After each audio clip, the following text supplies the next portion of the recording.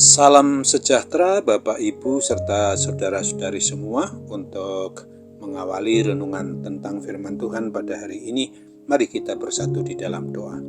Tuhan Allah Bapa di sorga yang memenuhi hati, akal, dan pikiran serta perasaan kami umat manusia, berfirmanlah kepada kami sebab kami bersedia untuk mendengar, dan atas pertolongan Roh Kudus mampukan kami supaya boleh melaksanakan hidup ini sesuai dengan kebenaran firman-Mu.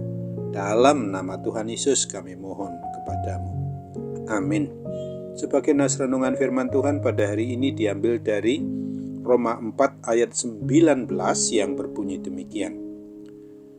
Imannya tidak menjadi lemah walaupun ia mengetahui bahwa tubuhnya sudah sangat lemah karena usianya telah kira-kira 100 tahun. Dan bahwa rahim Sarah telah tertutup. Sebagai tema yang diangkat dari nas renungan kita ini adalah bimbang dan ragu sebab realita yang ada. Kebimbangan atau keraguan seringkali muncul mencuat keluar menjadi penghalang bagi kita umat beriman percaya kepada Tuhan Yesus Kristus untuk boleh mengalami penggenapan janji Tuhan dalam hidup kita. Kalau kita pertanyakan mengapa kita sering bimbang atau ragu terhadap janji Tuhan, maka jawabnya adalah karena realita atau kenyataan yang sedang kita hadapi dan alami, tidak seperti yang kita harapkan. Sepertinya realita atau kenyataan sangat bertolak belakang dengan apa yang Tuhan janjikan kepada kita umat miliknya ini. Akibatnya, yang menjadi fokus dan perhatian kita adalah realita atau kenyataan yang ada, bukan mengarahkan mata hati iman percaya kita kepada janji Tuhan Yesus Kristus itu sendiri.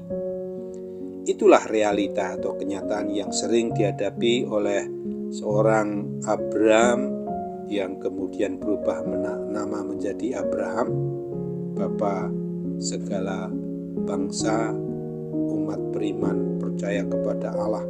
Sejak ia bernama Abraham itu, Tuhan berjanji kepadanya, "Coba lihat ke langit, hitunglah bintang-bintang, jika engkau dapat menghitungnya, maka firman-Nya kepadanya, demikianlah banyaknya nanti keturunanmu." Kejadian 15 ayat 5. Tuhan menjanjikan keturunan Abraham atau Abraham seperti bintang-bintang di langit banyaknya. Namun, inilah kenyataannya, realitanya sebagaimana diungkapkan pada nas renungan kita. Tubuhnya sudah sangat lemah karena usianya telah kira-kira 100 tahun dan bahwa rahim Sarah telah tertutup. Tetapi meskipun fakta konkret sepertinya semakin jauh dari apa yang dijanjikan oleh Tuhan itu, namun Abraham tidak menjadi bimbang dan ragu. Sebagaimana dinyatakan, sebab sekalipun tidak ada dasar untuk berharap, namun Abraham berharap juga dan percaya bahwa ia akan menjadi bapa banyak bangsa. Abraham tetap memegang teguh akan janji Allah sehingga iman percaya tidak menjadi lemah atau goyah, sehingga pada akhirnya ia menerima pengabulan janji Tuhan itu. Ada banyak sekali di antara kita yang sudah mengaku beriman percaya kepada Kristus yang tidak bisa menikmati akan janji Tuhan meskipun janji Tuhan itu adalah janji yang besar dan sangat luar biasa.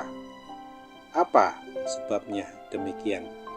Karena kita harus akui bahwa diri kita sendirilah yang tidak konsisten. Kita bimbang, kita ragu, dan tidak mampu bertahan di dalam menghadapi realita atau kenyataan yang ada.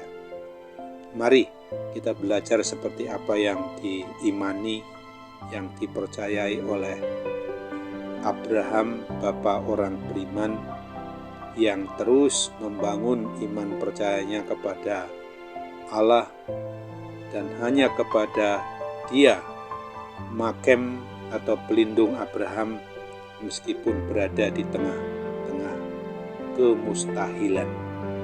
Mari kita sadari bahwa jangan pernah kita mengukur dan membatasi kemahakuasaan Tuhan Allah Bapa kita itu dengan hati, akal, pikiran, atau perasaan dan kekuatan kita yang serba terbatas ini, di mana untuk mengalami penggenapan janji Tuhan Allah Bapa kita itu, maka kita harus menumbuh kembangkan atau membangun iman percaya dan melatih diri kita ini yang harus dipenuhi dengan kesabaran, sebab waktu Tuhan bukanlah waktu diri kita ini sendiri.